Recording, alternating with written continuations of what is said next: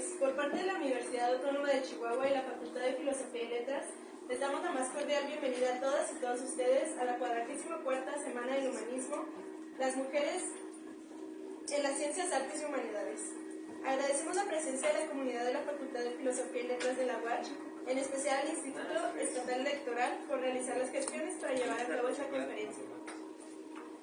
Esta mañana tenemos el honor de presentar a la consejera estatal, Georgina Ávila Silva.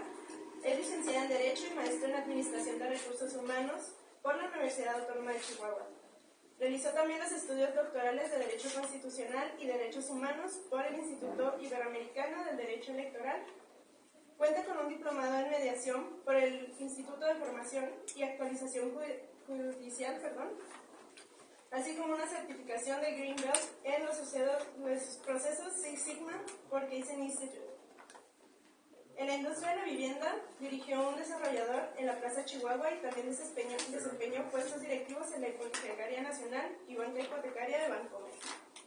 Cuenta con más de 10 años de experiencia en asesorías legales y litigio, que comprenden principalmente las materias de Derecho Corporativo, Agrario, Administrativo y Civil.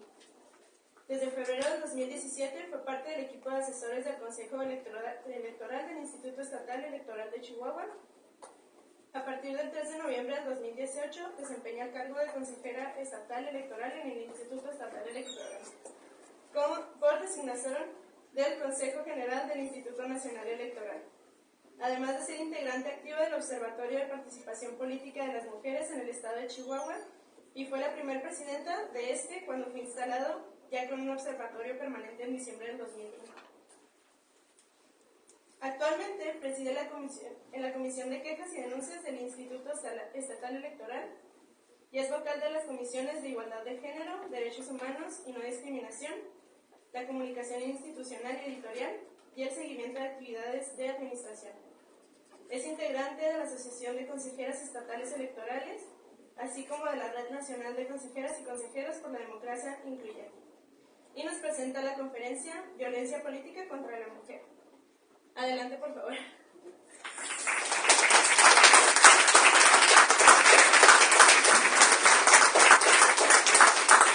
Hola, buenas tardes. No sé si necesitamos el micrófono para efectos de la grabación o podemos platicar sin micrófono. Sí, ¿está bien? Sí. ¿Sí me escuchan sin micrófono? ¿O sí? ¿Mejor? Sí, nada más nos hablas fuerte. Ok, sí, hablo fuerte. Bueno, pues muchas gracias. Gracias por la presentación primero. Gracias por la invitación. Estoy realmente muy contenta de estar aquí con este grupo de personas jóvenes que difícilmente podemos tener estas redes de comunicación con ustedes y creo que son muy importantes. Luego de la presentación que quisimos que fuera pequeña y no fue, pero bueno, agradezco mucho todo lo que se dijo de mi experiencia, pero soy Georgina Ávila, me dicen Geo, soy consejera electoral, trabajo aquí enfrente, cerquita aquí en el IE, enfrente del Teatro de los Héroes, y nuestro trabajo principal es organizar todos los procesos democráticos del Estado. Y quiero iniciar ahí porque luego hay personas que no entienden o no distinguen muy bien la diferencia entre el Instituto Estatal Electoral y el Instituto Nacional Electoral. Entonces, el Instituto Nacional Electoral, el INE, además de que es el encargado absoluto de todas las credenciales del elector y de las elecciones federales, pues nosotros somos los encargados de las elecciones y de todos los procesos democráticos, no nada más elecciones del Estado. Y toda la materia electoral es muy derecho humanista. Quiero partir de ahí, porque las autoridades electorales estamos encargadas de asegurarnos que cualquier persona tenga acceso a sus derechos políticos y electorales. Y es una lucha bien fuerte, es una lucha muy grande. Las autoridades que se designan por medio de votación, que se eligen por medio de votación, tienen que representar a la ciudadanía. Y la ciudadanía es plural. Habemos mujeres, muchas más que hombres, según el INEGI. Hay pueblos y comunidades, hay personas de la diversidad sexual, en fin, hay una pluralidad de ciudadanía que tiene que estar representada.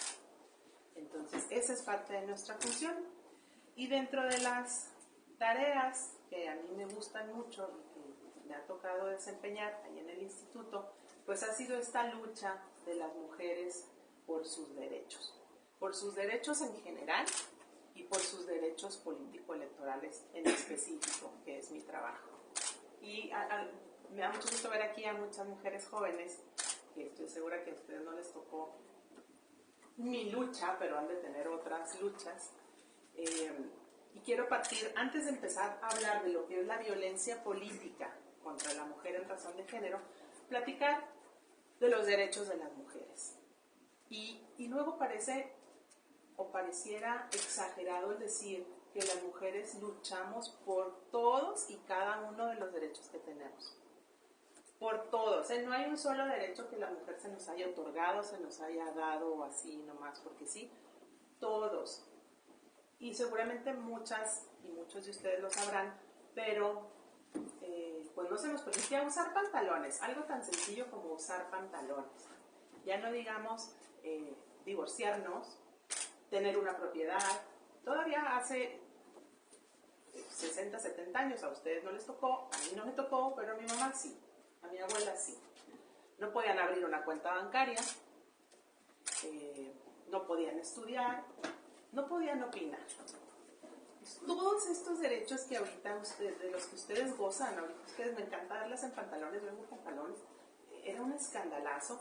Y gracias a muchas mujeres activistas que llevaron a cabo protestas y que llevaron a cabo pintas y que llevaron a cabo manifestaciones, sí, violentas, fue como si fueron consiguiendo poco a poco, se siguen consiguiendo poco a poco todos estos derechos. Yo creo que pasa una... Gracias. Un paso adelante, cara. Quiero platicar, y pudiera sonar esto como que, uy, hace muchos años. No. Al día de hoy hay ejemplos que a mí me simbran todavía hablar de ellos. Hay 3 países, el día de hoy, en la actualidad, China, Vietnam e India, que están sufriendo un fenómeno para mí devastador. En estos países, el tener una hija es casi considerado como una maldición. Hay un refrán hindú que dice que criar una hija es como regar el jardín del vecino. No le ven la menor utilidad.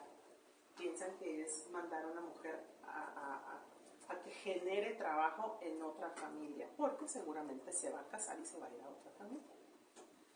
En China, seguramente ustedes saben, hasta hace muy poco tenían esta filosofía, no era filosofía, era política, de tener solamente un hijo. Hay muchos hijos, hay muchos chinos, perdón, hay muchos chinos. Entonces el gobierno dijo, no alcanzamos a proveer servicios y todo lo que necesitamos proveer para tantos, entonces cada familia solamente pueden tener un hijo o una hija. Pues, ¿qué creen que sucede? Cuando las familias o las parejas se enteran que está la mujer embarazada de una niña, aborta. Y no aborto por el derecho de la mujer de abortar, de decidir, no. Es un aborto selectivo. Es un aborto porque van a tener una niña. Las mujeres ni siquiera quieren abortar. Es porque no nos conviene económicamente tener una niña. Y esto llega al grado tan preocupante de que si no se dieron cuenta durante el embarazo, al nacer, se llega y se sigue llegando al infanticidio de niñas por el simple hecho de ser niñas. Este ejemplo a mí me abre mucho los ojos. Si no tenemos hoy, no ayer, no hace 100 años, hoy, el simple hecho de ser mujeres no nos garantiza vivir, pues mucho menos nos garantiza muchas otras cosas. Pasamos al siguiente. Ok, y bueno, vamos a platicar un poco de los derechos político-electorales que no hacen diferencia, También los derechos político-electorales, el acceso de las mujeres al goce de estos derechos, pues también ha sido escandaloso. Y a mí me gusta mucho platicar un ejemplo. No sé qué tanto vean ustedes en sus escuelas sobre la historia de la Constitución. La Constitución, si ustedes saben, pues es nuestra carta magna, es nuestra regla sobre todas las reglas, que bueno, ya también los tratados internacionales y otros temas, pero la Constitución es la norma que nos regula como país. Nos dice cómo funcionamos, quiénes son el poder donde está depositado, que es el poder ejecutivo, el legislativo, el judicial, es decir, nos da forma como nación. Y esta Constitución pues ha variado a través de los años, ¿no? Desde que México se independiza al principio de los 1800, pero a mí me gusta platicarles cómo el derecho al voto se plasma por primera vez en la Constitución de 1857. Y decía la Constitución de 1857, que también es un ejemplo para el uso del lenguaje incluyente. La Constitución decía, es una prerrogativa, le llamaba prerrogativa, es una prerrogativa del ciudadano mexicano votar. Y bueno, todos los que dicen que con la Real Academia de la Lengua Española en la mano, que si hablamos en masculino incluye a las mujeres, pues bueno, se supone que el ciudadano mexicano pues eran todas y todos. Eso fue en 1857. ¿Quién sabe cuándo votó por primera vez una mujer? 1950. ¿Acá? En la década de los 50, ¿no? En el 53 se aprobó y votaron en el 54. 1953. 100 años después. Pero para ciertas elecciones, ¿verdad? Para ciertas elecciones al principio y hasta el 54 fueron elecciones federales. 100 años después de que la Constitución ya decía que era una prerrogativa del ciudadano o ciudadana mexicanos. Este es un ejemplo, y el derecho al voto tampoco crean que se logró porque se pidió por favor, porque se mandó una cartita. Se logró con marchas, con incendios a comercios, con manifestaciones violentas, con pintas y con todas las que vemos al día de hoy. Entonces, este es un ejemplo de cómo uno de los derechos político-electorales le tomó a las mujeres 100 años para lograr algo. Ya después en la Constitución del 17 le cambiaron,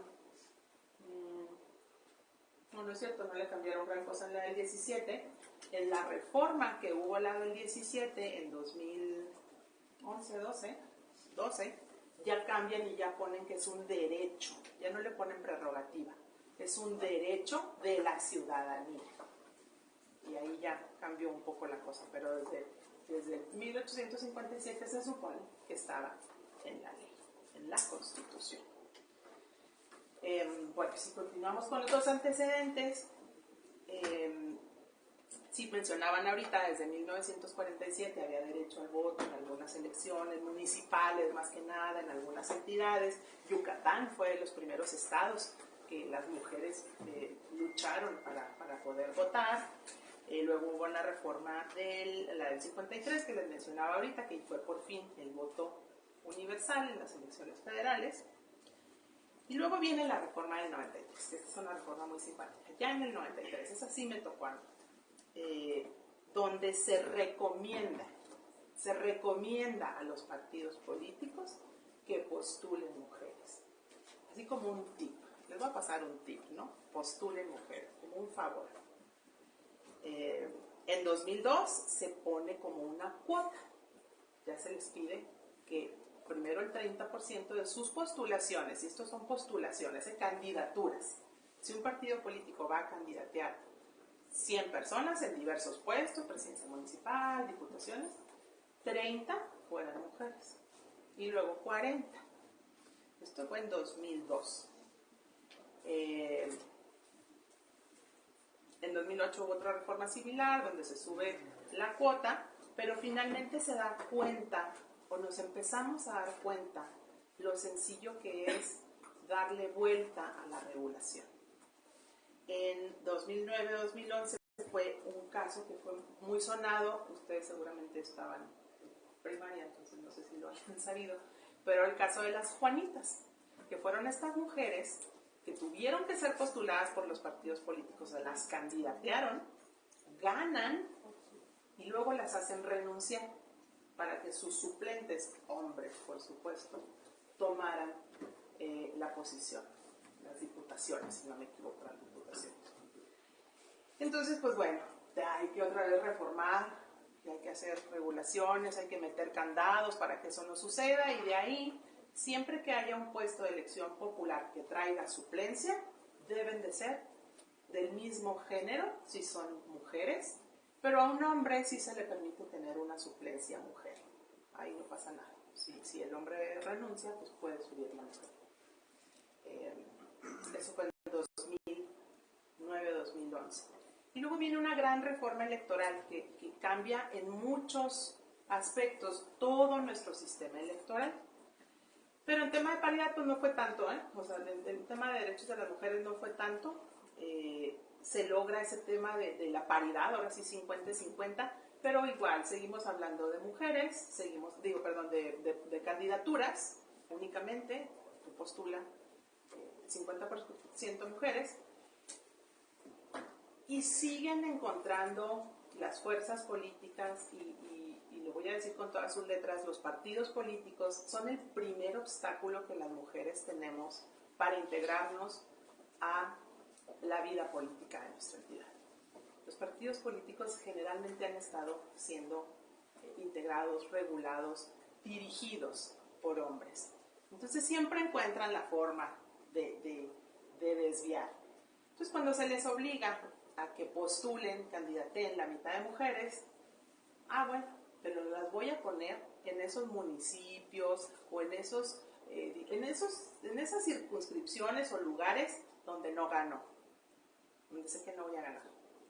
Entonces ya cumplí, ya la candidateé, pero no gané. A la fecha batallamos con eso. Y eso que ya ha habido un avance importante en regulación. A la fecha batallamos con eso. Entonces una cosa ha sido la candidatura, la postulación, y otra cosa ha sido realmente el acceso al cargo de elección popular. Y otra más, el ejercicio de ese cargo. Ahorita platicamos de eso. Finalmente, en la reforma de 2019 viene algo interesante, donde hay una obligación para las autoridades electorales. Teníamos la obligación de vigilar que las candidaturas fueran mitad de hombres y mitad de mujeres, y las vigilábamos, y como se inscriben las candidaturas en el Instituto Estatal Electoral, pues ahí decíamos, no, esta no cumple, pero eran candidaturas. A partir de 2019, la obligación es de integrar los órganos. Por ejemplo, el Congreso del Estado, que son diputadas, diputados de aquí de Chihuahua, que son quienes hacen las leyes aquí para Chihuahua. Deben de haber candidaturas mitad y mitad, pero ¿qué pasa con los que van ganando? El instituto va otorgando esos triunfos y luego hay unas diputaciones de mayoría relativa que se llaman, que son como proporcionales a qué partido tuvo más votos y les vas dando una posición. Todo eso lo hacemos en el instituto. Entonces, si empezamos a conformar el Congreso y vemos que no está quedando paritario, nosotros tenemos la facultad, la atribución y la obligación de meter mujeres. ¿Cómo? O sea, hasta ahorita la ley no nos dice cómo. Entonces nosotros emitimos lineamientos y decimos cómo, ¿verdad? Eso nunca le ha gustado a los partidos. Esta elección pasada fue la primera que lo hicimos.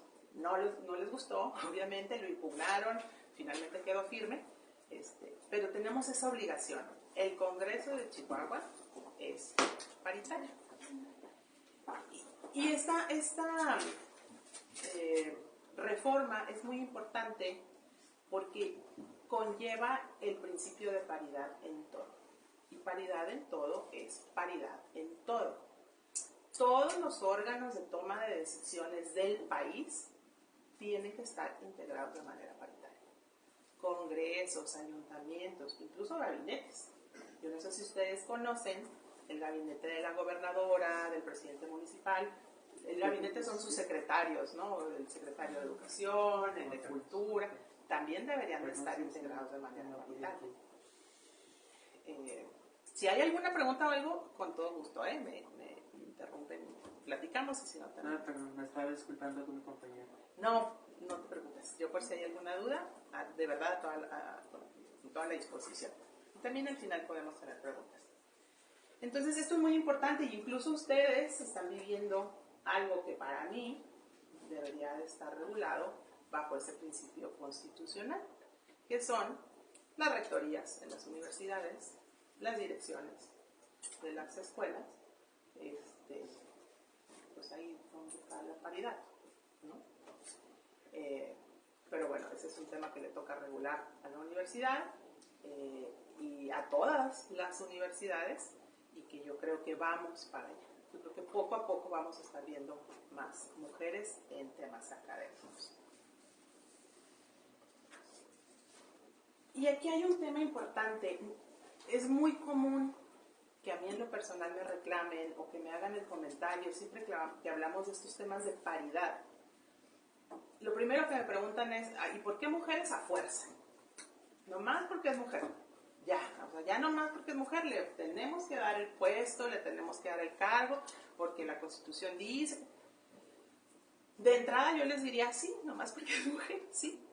Porque nomás por ser hombres hemos tenido más de 2000 años el poder depositado en manos de hombres. Entonces, sí, la primera respuesta sería sí, nomás por ser mujer, sí.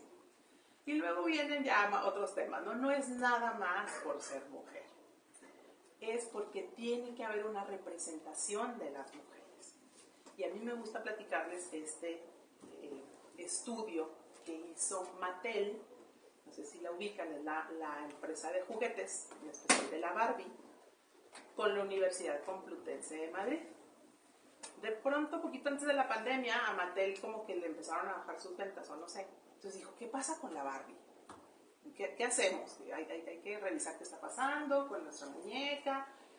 Bueno, yo les podría decir qué está pasando con su muñeca, pero qué bueno que hicieron este estudio. Se van con la Universidad Complutense y empiezan a hacer este estudio que se denomina ¿En qué sueñan las niñas? ¿En qué sueñan las niñas y los niños? Pero finalmente lo presentaron como ¿En qué sueñan las niñas?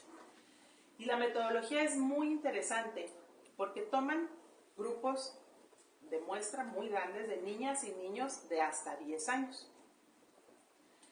Y la manera en la que desarrollan el estudio es a cada niño o niña durante cierto tiempo le piden que se escriba una carta a su yo del futuro. Entonces, hasta los 5 o 6 años, niñas y niños sueñan igual, ¿eh?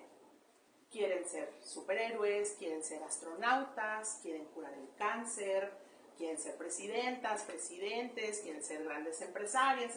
Hasta los 5 o 6 años, niñas y niños quieren ser lo mismo. Exitosas y exitosos, claro, en arte, en ciencia, en política, en lo que sea. Se ven grandes. ¿Qué pasa a partir de los 6, 7, a los 10 años? Las cartitas que se escriben empiezan a cambiar. Las cartas de las niñas, porque los niños siguen diciéndote, ojalá que sigas siendo súper exitoso, que tengas muchos Ferraris, que ya hayas ido a la luna. Los niños se siguen viendo exitosos.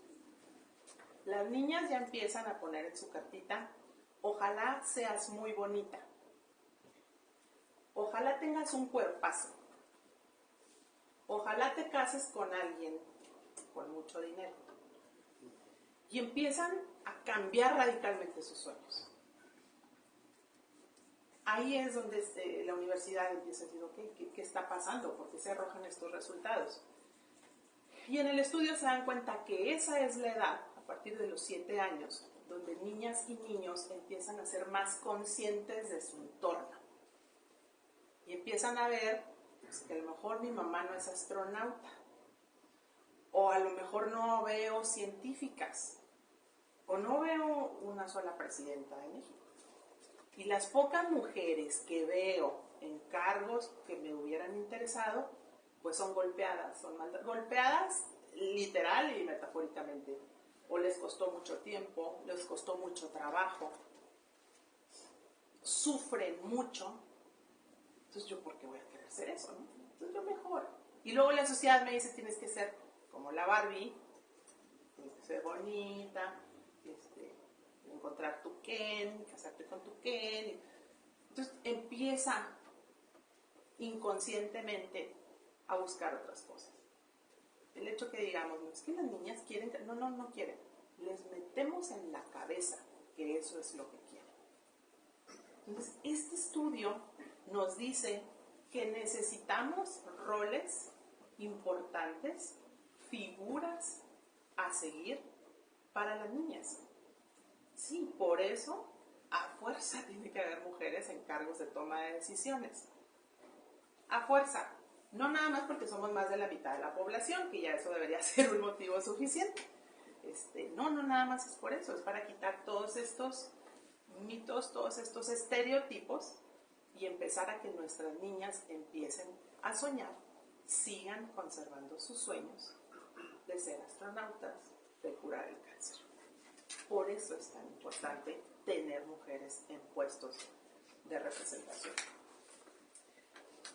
Y bueno, pues ya llegamos al tema, que si me paso el tiempo y me gritan o me dicen algo. La violencia política contra las mujeres en razón de género. Tiene un nombre muy largo, pero tiene un motivo de por qué se llama así. Una vez que empezamos a tener todas estas regulaciones y que obligamos a que los espacios sean para mujeres y que cada vez hay un poco más de participación, cada lugar que ocupa una mujer, cada lugar nuevo que va ocupando una mujer, ya sea en el Congreso, ya sea en el Senado, ya sea en una presidencia municipal, el que sea, pues le fue arrebatado a un hombre. ¿Por qué? Pues porque históricamente había puros hombres. Eso genera resistencia natural, genera una resistencia a estar perdiendo lugares, a estar perdiendo el poder, a estar perdiendo el control. Y eso genera violencia contra las mujeres. Eso genera el tratar de desincentivarlas a participar. El tratar de que no haya mujeres. Yo recuerdo cuando estábamos en estas pláticas, y no, eso sí no fue hace mucho, fue hace unos 3, 4 años, con pláticas con los partidos políticos explicándoles cómo iba a funcionar y tienes que candidatear mujeres. No faltó el partido que nos dijo, es que no tengo mujeres, no hay mujeres, las mujeres no quieren participar en política. No, sí habemos mujeres que queremos, muchas, pero no hay esos caminos, no nos dan la oportunidad, los cotos de poder están muy cerrados y por eso es a fuerza, por eso se obliga a que se abran esos espacios. Pero bueno, vienen estas violencias y ¿qué es? Aquí nos ponen el concepto que se plasmó en la ley, exactamente qué es. Y por eso les digo, el concepto es largo, es violencia, porque la mujer puede sufrir muchos tipos de violencia. Ahorita adelante vamos a ver un violentómetro, pero la mujer en general puede sufrir muchos tipos de violencia. La física, la sexual, la psicológica, en fin, también la política. Entonces, por eso es violencia política. A nosotros en el instituto es la que nos toca revisar, la violencia política. El resto de las violencias tienen institución que las revisa. Nosotros vemos esto. Y es contra las mujeres. No hay violencia política contra los hombres. Violencia política contra las mujeres. ¿Por qué? Por su género. ¿Sí? Perdón, una pregunta. Entonces, ¿cómo saben que no hay violencia política contra los hombres? Sí hay, pero lo que no hay es una acción como tal. Las campañas son violentas. La política es violenta. Por eso es violencia política contra la mujer en razón de género. Si es violencia contra la mujer política por la campaña, porque le dijeron que tú no eres de aquí, tú vives en otro lugar, no deberías de postularte aquí, eso no es violencia por razón de género. Esa es la campaña. Y eso se vale. Por eso el nombre tan largo. O sea, sí es violencia, sí es contra una mujer, sí es política, pero es por ser mujer. Y eso es lo importante. Contra los hombres, pues no. ¿Cuándo se ha tocado un hombre? Y fíjate, aquí te va un ejemplo muy padre. Un caso de violencia política contra las mujeres, y lo ven ustedes casi todos los procesos electorales, es cuando les dicen, oye, ¿cómo le va a hacer con sus hijos? Pues, ¿está usted capacitada? O sea, ¿cómo va a cumplir con sus hijos, con su esposo y luego con el cargo de diputada? A ningún hombre le preguntan cómo le va a hacer con sus hijos, ni cómo le va a hacer con la familia. A ningún candidato jamás yo he visto que le pregunten eso. O que les cuestionen si tienen cirugías o no tienen cirugías, o que publiquen, se puso boobies, que si se hizo la lipo. A ningún hombre jamás yo he visto que le critiquen eso. Recientemente hablábamos, ¿no?, de una lista de cirugías que le hicieron a una, no me acuerdo si era candidata o ya era funcionaria, y le publicaron el listado de cirugías estéticas. Estoy segura que hay hombres que también se hacen cirugías estéticas, pero nunca ha sido del interés de nadie atacar a un hombre con sus cirugías estéticas. Entonces, por eso es así tan acotado el ejemplo. Sí, expliqué, Sí, ¿me dices? No, de verdad, gracias. Okay. Y ese es el punto, por razón de su género, por ser mujer. Y esos son los ejemplos así rapiditos que podemos ver. La típica entrevista donde los medios de comunicación le preguntan por qué trae puesto, que su ropa es de diseñador o no, cómo le hace con los hijos, el marido. Es más, hubieron muchos cuestionamientos de cómo la actual gobernadora, pues qué fácil, pues es que ella no está casada ni tiene hijos. Va a ser fácil. Una cosa es la vida familiar y la carga familiar, que sí es una doble carga que se nos impone a las mujeres, pero otra cosa es tu destreza o la manera en la que vas a desempeñar tu cargo. Y bueno, nos pone ahí un concepto que para quienes somos abogados es muy importante, y abogadas, porque hay que desmenuzarlo y hay que entenderlo. Y nos dice así a grandes rasgos: es toda acción u omisión, incluida la tolerancia. ¿Esto qué quiere decir? Toda acción, algo que yo hago, yo hice, yo dije, yo golpeé, yo insulté. Omisión es dejar de hacer. Yo no le di recursos, yo no le pasé información, yo no le avisé. Acción, omisión, y esto es lo interesante, incluso la tolerancia. ¿Qué quiere decir tolerancia? Yo vi que le dijeron, yo vi que no le invitaron, yo vi que la golpearon y yo tenía la atribución de intervenir y no intervine, lo toleré. ¿Sí? Pues toda acción, omisión o incluso tolerancia basada en elementos de género. Ya platicamos lo que son los elementos de género, es por ser mujer. Y a veces batallamos en distinguir, bueno, ¿por qué? ¿Cómo sabemos que es por ser mujer? Una de las maneras sencillas para distinguirlo, pónganse a pensar, si fuera hombre le hubiera sucedido, y ahí más o menos nos ayuda a distinguir. Este ejemplo de que a los hombres pues, no les preguntan cómo lo hacen con los hijos. Más o menos ese ejercicio nos ayuda a entender que fue por ser mujer.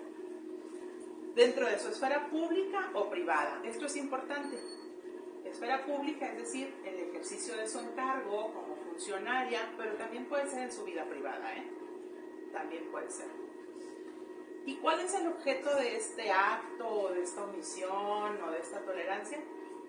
Impedir que tenga el goce de sus derechos político-electorales, ya sea menoscabarlos o anularlos de plano, o hacérsela difícil, pero tiene que ir dirigido a sus derechos políticos y electorales.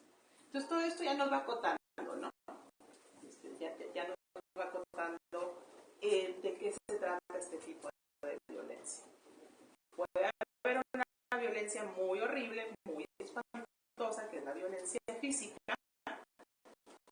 A lo mejor la ejerce el marido, pero no es para impedir el uso de sus derechos políticos. Por otro, no nos toca a nosotros. A lo mejor sí es para que no se vaya a candidatear. Eso sí nos toca a nosotros. O porque ya incluso se registró y se candidateó, por eso la golpea. Eso sí nos toca a nosotros. Entonces, el tema siempre va ligado a sus derechos políticos y electorales. Y bueno, aquí ya nos vienen otros temas, no nada más a ejercer el derecho de ser votada, sino ya una vez en el encargo, no me dejan ejercer mi encargo. Y esto es muy común. Desafortunadamente en el sur del país hemos tenido muchos casos de presidentas municipales, de diputadas, que no las dejan ejercer. Ya fueron candidateadas, ya ganaron, ya tomaron protesta, y el mismo partido o la misma institución para la que van a aportar sus servicios no las deja ejercer. No les dan información, no les abren las puertas. Han llegado a casos tan extremos de quemar sus cosas, amenazar a su familia, ya por un cargo que ganó. Entonces, va más allá. Eso platicamos ahorita, que va mucho, mucho más allá. Y puede ser en tu precandidatura, le mencionamos precandidatura, candidatura, o ya incluso en el ejercicio de tu encargo. Bueno, aquí nos dice cuáles son las acciones o omisiones que se basan en elementos de género. Pues ya vimos que es por ser mujer, o esta es una también diferencia especial. Puede ser que no solamente por ser mujer, pero le afecta diferente a las mujeres, le afecta más a las mujeres. Y este es un tema donde necesitamos la perspectiva de género. No sé si ustedes han oído hablar, ya no sé si traemos aquí el concepto. Ok. La perspectiva de género es un término que no siempre se utiliza o se entiende de manera correcta, pero la perspectiva de género es la manera en la que vemos una situación y entendemos que hay afectaciones diferentes para una mujer que para un hombre. Hay palabras que no es lo mismo decírselas a una mujer que a un hombre, como zorro. Eres un zorro, eres una zorra. Hay palabras, hay acciones, hay hechos que no afectan igual para un hombre que para una mujer. Por estereotipos, por cultura, por muchas cosas. Entonces, entender que esa acción le afecta desproporcionadamente a la mujer también se toma como causa por razón de género. Y luego vamos a ver quién puede ejercer esta violencia política contra la mujer en razón de género. Esta listota, prácticamente cualquiera. Cualquier persona, puede ser el partido político, puede ser un medio de comunicación, puede ser una autoridad, puede ser una persona particular, puede ser un académico, académica, dirigentes del partido político. Prácticamente cualquier persona puede ejercer violencia política contra la mujer en razón de género. Colegas, bueno, cualquier persona.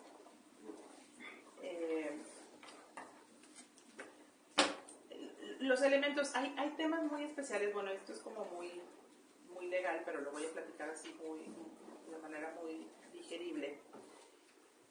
Se hace un análisis, no es tan sencillo como decir, fue violencia política. Se tiene que hacer un análisis porque hay acciones para sancionar la violencia política, o bien si esta violencia política le impidió ejercer sus derechos, pues para restituirle esos derechos.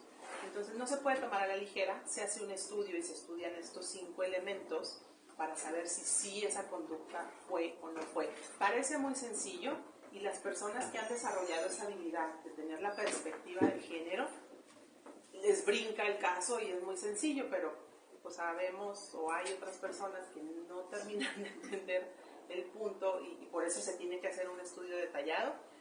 Este tema se ha construido a base de sentencias en los tribunales. Ni siquiera queda clara la ley. Es algo complejo que se está construyendo día a día. Incluso los mismos tribunales en algunas cosas no se terminan de poner de acuerdo. Y aquí es donde entra ese tema de la perspectiva de género, el entender esa gran diferencia, que hay jueces, juezas, incluso magistrados que no terminan de entender lo que es. Entonces hace un pequeño estudio, si es en el marco de sus derechos políticos y electorales, quién lo cometió, si es simbólico, verbal, patrimonial, si tiene por objeto menoscabar su función o sus derechos, y lo más importante, que sea por temas de género. Bueno, aquí viene un esquemita que es prácticamente lo que platicamos. Los tipos de violencia, sí. Dentro de los tipos de violencia, ya dijimos, pueden ser muchos contra la mujer, pero la violencia política incluye también varios de ellos. Y está la física. Esa violencia física es como la más sencilla de detectar, pues ya sabemos, son golpes, son agresiones físicas. Incluso en esas no cabe duda, no cabe duda de que sucede en el momento, si se presencia, Ya después es complejo argumentar si sucedió o no en cualquier materia, incluso en la violencia familiar, que desafortunadamente sucede mucho, es complejo probar que este moretón me lo hicieron por una discusión, pero bueno. Pero es la más notoria, es el ejemplo más claro, ¿no? La violencia física. La económica y la patrimonial, pues es ganar menos por ser mujer, es no darte dinero. Por ejemplo, en los partidos políticos que les tienen que asignar recursos económicos, o todo tipo de recursos para las campañas, es común que a los hombres, a los candidatos, se les asigne más. Hay mujeres a las que no se les asigna un peso para hacer campaña. Esa es violencia política, económica. ¿Sí? Puede ser simbólica y esa es desafortunadamente muy común en espectaculares, en revistas, en spots, donde de manera sutil se minimiza las facultades que pueden tener las mujeres para dirigir o para ganar un cargo de votación. Y las hacen ver como, no sé si ustedes vieron, bueno, no. Hace poco hubo un proceso electoral en Puebla donde se estaba candidateando la esposa del gobernador que terminaba. Estaba un gobernador, su esposa estaba candidateada para el siguiente término. Y toda la campaña iba dirigida, no, pues es como si estuvieras votando por el gobernador otra vez. No, ¿por qué? No es la esposa, es alguien diferente, no es un títere. Esa es violencia simbólica. O no, hay muchos lugares donde se postulan o se candidatean mujeres, actrices, influencers, o que no tienen nada que ver con la política. No, ¿cómo? Pues si es una muñequita. ¿Qué va a hacer la muñequita? O no tiene la preparación, está muy joven. Y luego aquí vienen los temas interseccionales. ¿Es mujer? ¿Es indígena? ¿O es joven? ¿O tiene una discapacidad? Por todos lados. No puede. ¿Cómo va a poder? Distinto que si fuera un hombre indígena joven. Esa es la simbólica. Y luego la psicológica, que también desafortunadamente es muy común, el dar amenazas, todo el tipo de violencia psicológica, comentarios muy sutiles, que esta también desafortunadamente es muy común, y que no te diste cuenta si en el argumento, en la discusión, en el debate, te dijo algo, pero no estás segura si lo que te dijo fue un insulto, pero ya después que lo piensas bien, sí fue, pero te lo soltó de una manera en que no te diste ni cuenta. Toda esa violencia psicológica también genera violencia política contra la mujer a razón de género. Son las más presentes, desafortunadamente. Y luego tenemos el violentómetro. El violentómetro nos ayuda, aquí vienen colores aquí, bueno, nos ayuda a saber en qué nivel de riesgo, en qué nivel. Porque luego puede haber violencia que simple y sencillamente me impide ejercer mis derechos políticos y electorales, pero desafortunadamente la peor de las violencias para la mujer siempre es la muerte. Siempre. Incluso la violencia política. Ha llegado a matar mujeres con tal de que no sean las candidatas o ya siendo las candidatas que no ejerzan su encargo. Entonces, para la mujer siempre el peor de los riesgos va a ser el feminicidio, pero puede empezar con bromas hirientes. Les digo esa bromita que no entendiste, si fue una broma, si fue de verdad, no lo fue, el chantaje, los insultos, las intimidaciones, y de ahí poco a poco vamos viendo. Todas estas son violencia, todas. Pero la gravedad, donde ya pone en riesgo tu vida y tu integridad, son las más preocupantes. Bueno, aquí les quiero platicar rápidamente, bueno, ¿qué pasa? Ya sabemos que hay violencia, sabemos que tenemos que atacarla. Nosotros como institución tenemos la obligación de atender a las personas, y esto es muy importante, que las mujeres denuncien. Siempre es muy difícil para una mujer denunciar cualquier cosa. desde delitos, desde violencia familiar, es muy difícil porque hay represalias, claro, y las represalias a veces son más fuertes que la violencia inicial. Por eso es muy difícil todo este tipo de asuntos terminarlos, porque no hay denuncias, y las que se atreven a denunciar a veces la pasan mal, a veces no.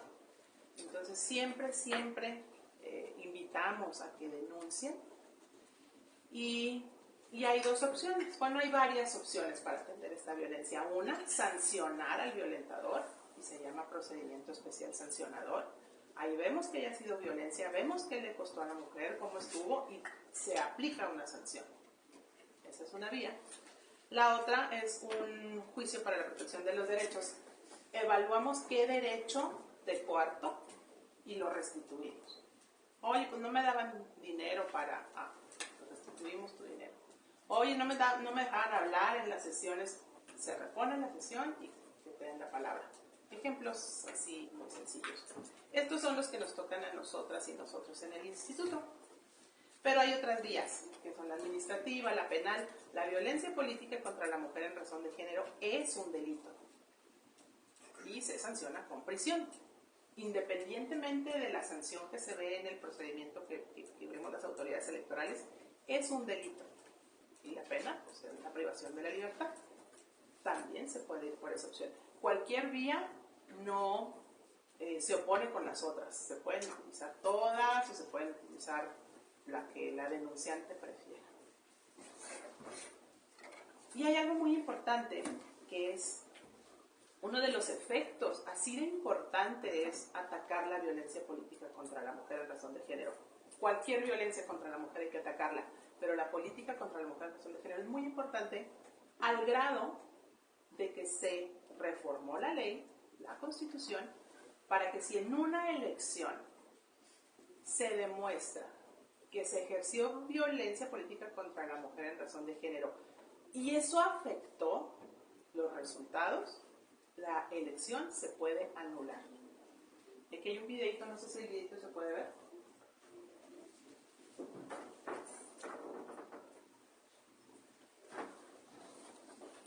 El Tribunal Electoral Federal la semana pasada a sentar un precedente importantísimo para sancionar con lo que más les duele a partidos y candidatos que cometan violencia política: la anulación de una elección.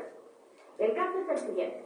Durante el proceso electoral pasado, en el municipio de Iliatenco, Guerrero, se realizaron una serie de pintas y se tuvieron espectaculares y carteles con mensajes verdaderamente denigrantes en contra de la candidata indígena Ruperta Nicolás Hilario, quien buscaba reelegirse al frente de su municipio. Frases como: es tiempo de hombres, ninguna vieja más en el poder, las mujeres no saben gobernar y las viejas no sirven, fueron difundidas dentro del municipio en lugares estratégicos y días antes de la elección.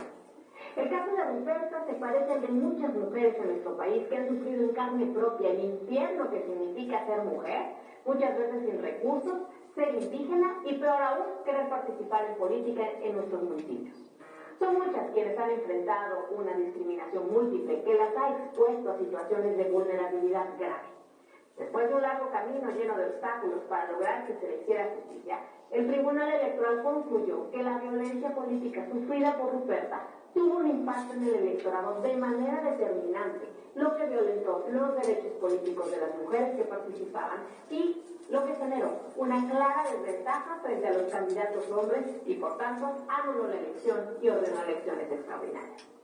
Al venir de unas elecciones violentas como las pasadas, esta sentencia llega como bocanada con aires de justicia y reivindicación de los derechos de las mujeres. Ojalá el Tribunal Electoral mantenga ese derrotero y sea constante en ese compromiso de erradicar, a golpe de sentencias, la violencia política contra las mujeres. Soy Mariana Benítez. Nos veremos a la próxima. Este tema lo que nos dice es, si empezamos a utilizar violencia para impedir que mujeres lleguen, vamos a anular toda la elección. Y hay también temas muy específicos que revisar. Primero, ya sabemos, ¿no? Corroborar que sí hubo violencia, que sí fue política, que sí fue contra la mujer y que sí fue en razón de género. En este caso era espantoso y era muy notorio porque las bardas, los espectaculares, las pintas, es una mujer india. Esa es no queremos indias, esa es una india. No queremos viejas, no queremos mujeres. Pero no solo eso, sino que los resultados de la elección, la diferencia de ella contra el siguiente lugar, fueron 53 votos. Entonces, el tribunal hizo toda una gestión para ver, bueno, qué tantas expresiones de este tipo había, que eran muchas, en dónde estaban ubicadas, en todos lados, en los lugares de mayor concentración de la localidad, qué tantas personas lo oyeron, prácticamente todo Iliatenco, toda la comunidad, y vemos pues que sí era representativo, ¿no? 53 votos de diferencia, pues se anuló la elección. Se volvió a llevar a cabo y de hecho creo que ni siquiera ganó ella, pero es un ejemplo de cómo no se deben de utilizar estas estrategias para demeritar a las mujeres. Bueno, pues dentro de las acciones que se han llevado a cabo por parte de las autoridades electorales para tratar de impedir estas violencias, pues hay un registro nacional, el INE tiene un registro de todos los violentadores, todas aquellas personas, porque pueden ser hombres y mujeres, de hecho hay hombres y mujeres registradas como personas violentadoras de violencia política. Hay un registro, el INE ahí los tiene registrados. La intención de ese registro era que las personas que estuvieran ahí registradas no pudieran ser candidateadas nunca. Ya después hubo una sentencia del tribunal en contra y pues bueno, ahorita lo único para lo que sirve este registro es para darle publicidad y ahí vemos quiénes han sido violentadores y violentadoras, pero pues es casi una burla porque hay un presidente municipal, hay un alcalde de Veracruz que tiene 11 registros, 11 si no me equivoco, y pues ahí sigue, ¿no? Sigue siendo alcalde. Pero ahorita la lucha es que esas personas que se encuentren ahí no puedan ser, no queremos funcionarias y funcionarios agresores y violentadores de mujeres, simplemente no las queremos esas personas. Entonces queremos llegar a ese punto, a que realmente sea un impedimento que estén en ese registro y que no puedan volverse a candidatear. Y bueno, pues qué información viene en el registro, pues vas a ver su nombre, su sexo, qué era, en dónde fue, qué conducta tuvo, cuál fue su sanción, etcétera, etcétera, pero pues les digo, básicamente es solo informativo. También hay un registro estatal, pero pues en el nacional están todas y todos. Y bueno, otro tema que sí les queremos platicar es la Defensoría de los Derechos Electorales de la Ciudadanía Chihuahuense. Ya con esto termino. En el Instituto Estatal Electoral tenemos una defensoría, es pública, es gratuita. Tenemos la atribución de asesorar, pero también de representar. ¿Qué es esto? Pues que sean tus abogados y tus abogadas. O te pueden asesorar nada más que hacer, o te pueden representar en las acciones legales que desees tomar. Hay varios temas que se atienden en esa defensoría, pero y hay varios que no se atienden por muchas razones, pero cuando se trate de violencia política contra la mujer en razón de género, siempre vamos a atender a las personas denunciantes. Tenemos ahí los datos de contacto, miren enseguida, ahí sí tomen muchas fotos, compartan, y les atenderemos en el instituto, incluso si es una duda, incluso si no están seguras o seguros del hecho, si no son ustedes, si es una persona conocida, familiar, tomen fotos. Pregunten, llámenos, consúltenos. Si ustedes conocen a alguien que tenga algún tema relacionado, acérquenla. Tenemos que empezar por denunciar. Y por denunciar cualquier tipo de violencia, no solamente la política. Cualquier tipo de violencia contra la mujer, tenemos que denunciarla. Tenemos que hacerle saber a todas las mujeres que no están solas y que no vamos a permitir que sigan sucediendo actos violentos contra nosotras. Yo hasta aquí lo dejo, les agradezco mucho su atención y su tiempo. Yo sé que a veces es aburrido, pero muchas gracias.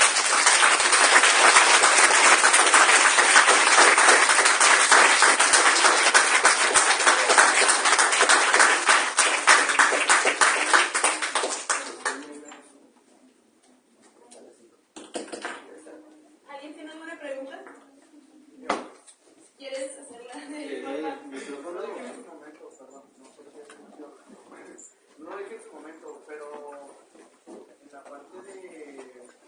una mujer que ya ganó las elecciones y ya va a tomar el cargo, que no se le permita, Está pagando. que no se le permitía el uso de pues ya ocupar su cargo. Iba a preguntar, eso es ilegal, obviamente, ¿no? Además. Otra cosa, al momento de meter la queja, como dijo que había que hacerlo, había, ¿cómo se dice? O sea, era... Dime. Al momento de meter la queja, ¿había penal o cómo es que no se puede hacerlo? Sí. ¿Por qué no, o sea, por qué no se hace eso en ese momento? Se ha intentado y no se sigue negando esa ayuda, por así decirlo. Ok. Creo que entiendo tu pregunta. Un hecho violento políticamente contra una mujer de género como el que tú mencionas, a una, vamos a decir, a una regidora que es parte del ayuntamiento, no le dan oficina, no le dan, es más, no le dan su remuneración, su sueldo, no se lo dan. Ella puede elegir, ella tiene opciones, puede ir a denunciar el delito de violencia y los que salgan, o sea, lo que resulte, porque además puede ser, se me fue el nombre del delito, mal manejo de recursos, pueden ser muchas cosas, pero puede ir a denunciar penalmente, eso se encarga la fiscalía y va a la fiscalía y dice está pasando esto, o puede ir con nosotros. En las autoridades electorales solo hacemos esas dos cosas. Sancionamos y las sanciones pueden ir desde una suspensión, una inhabilitación, una multa, una disculpa pública, mandar al agresor a que se capacite y se sensibilice, etcétera, etcétera, pero nosotros no lo podemos privar de la libertad, la fiscalía sí. O, oye, no me han pagado, quiero que me paguen. O sea, el derecho que yo tenía, restitúyeme ese derecho. Eso también lo hacemos nosotros. Entiendo tu pregunta y lo estamos tratando de trabajar con convenios entre las instituciones, porque si es bien difícil que una mujer vaya y denuncie, imagínate que luego le digamos, ya, aquí ya, pero ahora vaya y denuncia allá. Hombre, pues ¿cómo? Entonces sí estamos trabajando, pero hay muchos temas legales que se presentan, pero sí estamos trabajando en ello, de que cualquiera de las autoridades que se entere, como que inicie, ¿no?, los procedimientos a la par en todos los demás instancias, pero al día de hoy todavía no están. Muchas gracias. Sí, de nada. Un comentario relacionado con la pregunta. También habría que entender que para cada víctima su concepto de lo que sería una justicia en su caso tal vez no sería tanto en el ámbito penal, sino solo electoral, y habría que respetar las vías que la víctima quiera ejercer, porque no se le puede estar obligando a una persona que ha sido víctima de violencia que sea parte de diversas vías, porque pues es un desgaste, ¿no? O sea, porque también cualquiera que elija pues es un desgaste, porque tienes que estar coadyuvando con pruebas, etcétera. Entonces como que entender que las mujeres es un derecho el poder decidir cuál es la justicia que ellas sienten que necesitan y respetarlo, porque debe estar relacionado.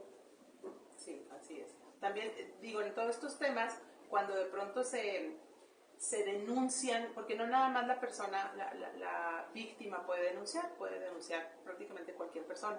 Si denuncia un conocido o conocida, necesitamos la autorización de la víctima para proceder.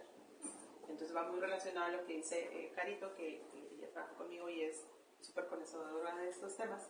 Es muy cierto, siempre necesitamos la autorización de la víctima para cualquiera de las vías. Es desgastante y no podemos hacerlo sin su consentimiento.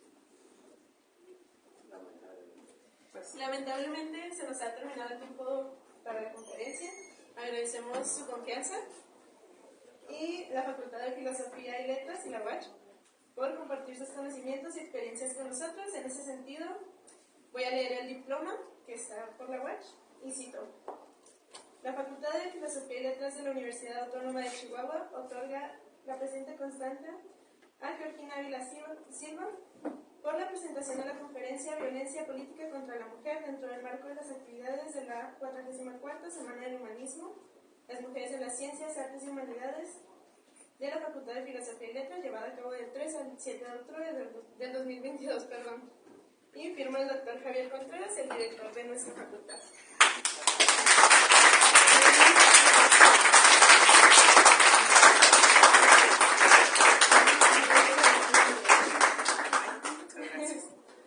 Muchas gracias a todas, todos. Si tienen cualquier duda, estamos aquí en el instituto, pueden acceder a nuestra página, tienen nuestros contactos y ojalá ustedes puedan esparcir este mensaje.